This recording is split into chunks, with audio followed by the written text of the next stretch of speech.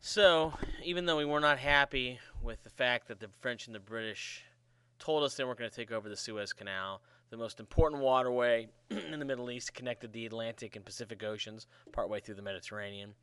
The Soviets were furious that they did this, and Eisenhower, who was president at the time, was able to persuade the English French to give it back to Egypt, who still controls it today. Next slide. The Eisenhower Doctrine was a doctrine that said the U.S. could use force to help any country in the Middle East that asked for it against communist aggression. So we were in the Middle East helping out countries.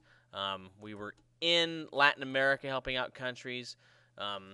We were meddling around in both these areas. We invaded Nicaragua and Honduras to install leaders because they had elections and we didn't like who they chose. We created something that's still around today called the OAS, the Organization of American States. Its purpose was to promote democracy, promote human rights, security amongst the different states and countries, and development, because these were third world countries at the time. Here you can see the dark green are the original members.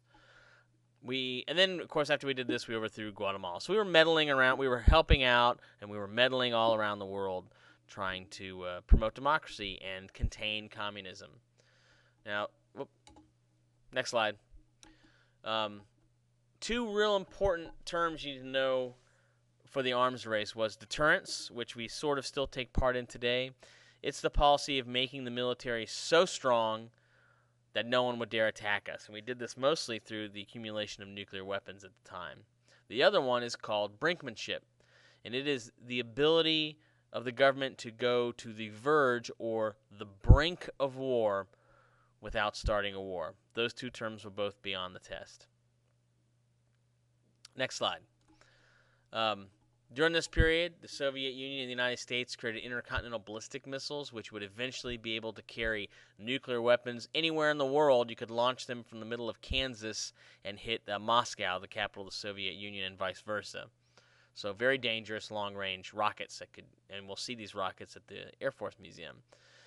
The Soviets also launched Sputnik, which really was not even a communication satellite, just a satellite that was sending back data to the Russians, but it terrified the United States because, and there you can see a picture of it, we realized then that if they could launch a satellite into outer space, they could probably deliver a nuclear or hydrogen bomb anywhere they needed to in America.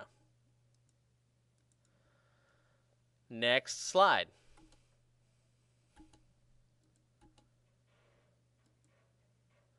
When President Eisenhower got elected, he got elected because he was going to end the war in Korea. He was going to fight communism, and he was going to fight government corruption while he was president. And he got elected overwhelmingly because he was the war hero who won World War II for all the Allies. He was in charge of the war for England, France, and America.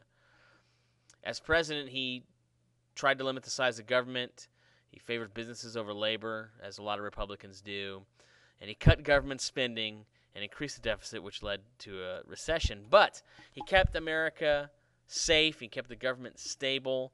People trusted him because of his war record, because he was anti-communist, and he really made people feel comfortable during this time of the Red Scare. Next slide. Last slide. In response to Sputnik, America created our own space program known as NASA, National Aeronautics and Space Administration, which some of you think was canceled, but is not canceled. It's still very active and spends millions, if not billions, of our dollars every year. What has been canceled is the Space Shuttle program. It will be replaced with something else later on. Also, to compete with the Soviets, we needed to change the way our education system works. So the National Defense Education Act came into being, and this was to improve science and math instruction so we could create more scientists and engineers to compete with the Soviet Union, creating space program, weapons programs. And that is the end of the lecture.